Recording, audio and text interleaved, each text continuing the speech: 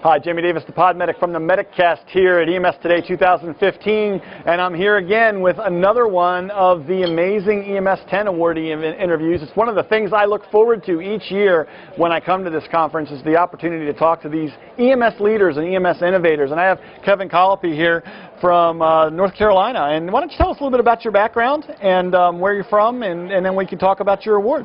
Sure. I've been in EMS for about 15 years now, and started when I was an undergraduate in upstate New York. And after I graduated, had my paramedic by the time I graduated, and ended up moving back to Wisconsin while I tried to figure out what I was going to do with the rest of my life, and took a job working part-time as a paramedic while I figured that out. Ended up going full-time, ended up getting into flight medicine, and about 3.5 years ago I moved down to North Carolina when I had the opportunity to become their full-time educator. I had been doing a lot of education on the side before I moved down there, just as in writing roles and different teaching roles, things like that, and got the opportunity to put it all together. And it was a combined role with full-time education as well as performance improvement and quality assurance. Fantastic. So first of all, congratulations on your EMS 10 award.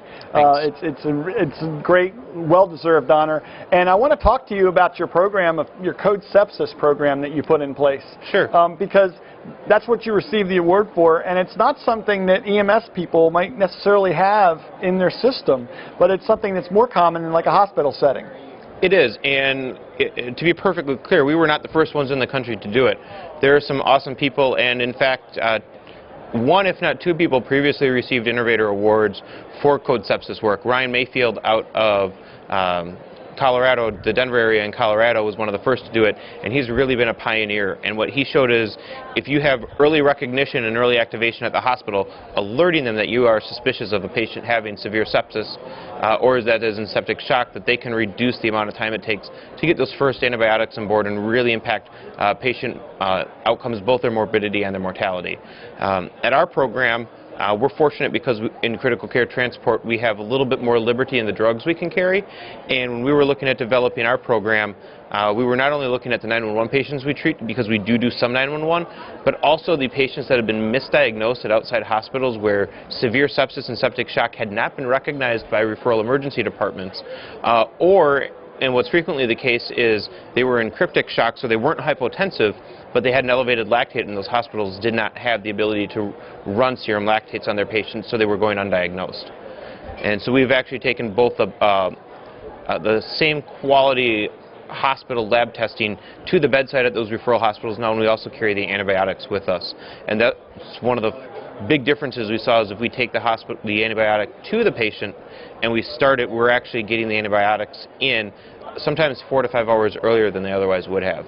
Now, you were also accredited, the first organization, EMS organization, to be accredited by the College of American Pathologists. Tell us a little bit about what went into that accreditation. So, when we were building our severe sepsis protocol, and we were looking at activating Code Sepsis and calling it into the hospital, what we said is, if we're going to call and we're going to change a patient who's supposed to go to a floor bed, and we're an over 900 bed hospital, so going to a floor bed doesn't mean you see a doctor the minute you arrive. So if we think they have severe sepsis, at our hospital, those patients all go to the ICU. Right. And so we're going to change their destination. We need to be really sure we're right. And so we knew we wanted to have the ability to run labs in the back of our ambulances and in our helicopters. And when we went to our lab at the hospital, at our core lab, and said this is what we'd like to do, they kind of laughed and said, you can't do that outside of the hospital. Of course, we said, why not? Help us understand the barriers that are in place. And some dialogues back and forth. When we settled on the device we wanted, which is the Epoch blood analyzer, Alere makes it, our lab said to us, okay, that's a moderate complex testing process. I said, well, what in the world does that mean? I've heard of CLIA waived, glucometers. They said, well, explain to me what moderate complex testing was, and they said, in our system, any hospital-based lab within our network, not only do you have to obtain your CLIA certificate for that, but you also need to become accredited. I said, okay, what does that mean? And that's when they handed me the book of 5,000 standards and said, you have to meet every one of these. And I said, well, what about the ones that don't apply? You have to meet every one of these standards. And so that began a 2-year-long process of meeting all those standards and ultimately getting inspected and then becoming accredited by them. And that's given you the ability to really go out there and pull together the ability to get these labs done in the back of the ambulance so you can find their lactate levels and find out what's going on before you even get to the hospital so you can identify these patients early. Right, and so it allowed us to bring that data to the patient, and also when we called the intensivist and said, hey, this patient is in septic shock or they have severe sepsis, their lactate is 5.6 or 7.2 or whatever it might be, they would know that it's not some number they can't use. We adapted a program and a process that uses the same lab methodology as our hospital uses, so we're actually able to save the patient and the hospital money because they don't have to repeat the tests. So for each patient we run a lactate on, it costs us $20 to run the test when you factor in all the training and everything on the backside. Well, at the hospital, that would have cost $800 to $1,200 for the hospital to do. They no longer have to run that baseline test, and they can use ours. Being accredited allows the hospital to take our data and actually transfer it right into their database rather than having to repeat their tests over again. Which is, that trust level comes into play there with the hospital trusting EMS to do it, and that accreditation has built that trust level up for you. Exactly. So for the EMS provider out there who doesn't have access to all these high technologies, let's kind of back up a step. Maybe they want to try to do something that gives them a better ability to recognize sepsis in the back of their ambulance. Are there some steps they can take to help their system, and maybe even an individual provider to help recognize sepsis even if they don't have the ability to pull these labs? Absolutely, and in fact we've got a fleet of BLS and ILS ambulances that are empowered to alert our emergency departments that they have sepsis patients. And sepsis is really quite simple in many cases to identify. Anytime you have a patient who you have a known infection or you are highly suspicious has an infectious process, you want to look for your SIRS criteria. So any patient who is tachycardic, tachypnic, typically defined as a heart rate over 100 or a respiratory rate over 20, that right there would meet SIRS criteria. We can also look for hyperglycemia in the non-diabetic patient. So if all of a sudden your patient is hyperglycemic, that is 3 of the 6 criteria you might find in SIRS patients. The other things we're looking for: elevated white blood cells, elevated carbon dioxide levels in the bloodstream. They're not necessarily going to have that data, and unfortunately there's not a good reliable correlation right now to a patient's side stream CO2, which would be the natural, can I look at that? There's not a good correlation to what their side stream CO2 is to what their PCO2 would be in the bloodstream at this point. I do think we will get there. So if you have a patient who meets SIRS criteria, the question then becomes, are they in severe sepsis? Severe sepsis is any patient with sepsis who either has an elevated lactate greater than 4, a venous lactate greater than 4, or a low blood pressure less than 100 systolic after you've started fluid resuscitation. So you give them the first 20 milliliters per kilogram of fluid. If their blood pressure is still low, they are in severe sepsis. If after the second liter their blood pressure still hasn't come up, that then becomes septic shock.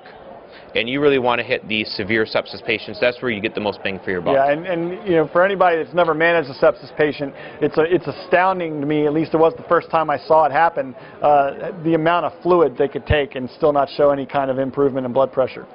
Right, and it's amazing how quickly they can become sick. And this is where it becomes so important to recognize sepsis patients before they develop severe sepsis, get those first antibiotics on board, and prevent them ever from going down that slide to becoming severe sepsis or septic shock. Because it's much harder to treat a patient in septic shock than it is in simple sepsis. Right. I hate calling it simple sepsis, but that is kind of what it is. We can differentiate between different levels of sepsis, I think, is important. It is, and that's why it's so incredibly important, and I'd encourage every EMS system in the country to develop a protocol or a guideline that allows them to recognize and work with their hospitals to trigger them to start treating severe sepsis. Because so say you have a 15-minute transport. This is a great example, and someone says, well, what difference am I going to make in 15 minutes? As soon as we get to the ER, they can give them that drug. Well, no patient gets a drug the minute they walk into an ER. Absolutely not. And if we don't alert them and clue them in, it might be 15 minutes for your transport, 10 minutes while you're waiting for a bed in a good ER. In a lot of ERs across the country, that could be 30, 45 minutes. Now the nurse has to complete her assessment or his assessment, and then the doctor comes in and he or she needs to evaluate the patient, and then the order goes in for the antibiotic, which has to go to pharmacy. You can immediately see, well, that 15-minute transport, it could be another 2 hours before they get those antibiotics. What Ryan Mayfield showed is if you alert them, you can narrow that down to less than half an hour, in some cases 10 to 15 minutes before those antibiotics are given. And that was really profound. And I don't think it's unreasonable for the severe sepsis patients for EMS systems to start carrying the antibiotics. Most places use the same frontline antibiotics, either vancomycin or Zosyn, as their first drug in severe sepsis. And Ryan actually presented some data today at the research forum that the incidence in these patients, in severe sepsis and septic shock patients, the incidence of allergic reactions using these antibiotics is well under 1% inside of the hospital. And so that's patients who have never had those antibiotics before. That really cements the point. There's no reason that these drugs, when we carefully give them to the severe sepsis patient, should not be given outside of the hospital. We've been doing that now at our program for 2.5 years. We cut mortality in the severe sepsis patients from 47 to 14%. That's amazing. That's amazing. Averages 20 patients per year who walk out of the hospital who otherwise would not. Fantastic.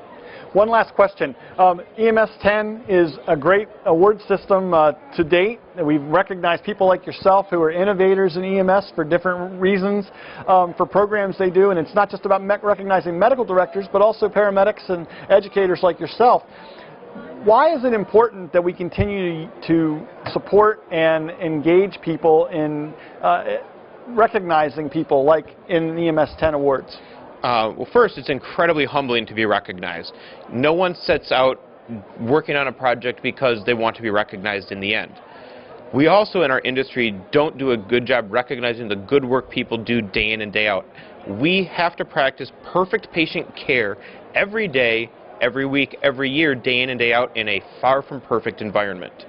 And that in and of itself is award-worthy for the guys and girls that are doing it day in and day out. If we don't highlight and have forums to highlight the best practices that people are innovating and developing and the ideas people have, at some point people are going to stop brainstorming their own ideas. And what's incredibly important, I think, as a leader, whether you are a formal leader in an organization or an informal leader because you just are passionate about making people better, we need to celebrate the good ideas people have and encourage them and give them opportunities. I only got where I was because someone gave me an opportunity. If I waited for it to come to me, it never would have happened. Yeah. Yeah. Fantastic.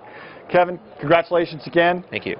We thank you for your continued efforts. I know this is not a one-stop thing. You're continuing to improve and innovate within Code Sepsis along with the other people around the country that are doing this. And we ask you to keep going so that we can continue to build on these best practices. Well, thanks. It's a disease process that is not going to go away, and that we really EMS can truly make a difference in the severe sepsis patients. It's one of those areas where as we get more and more programs treating it, we can truly see a difference in our systems and in our patients and have a true impact in those patients' lives as an EMS provider. Great.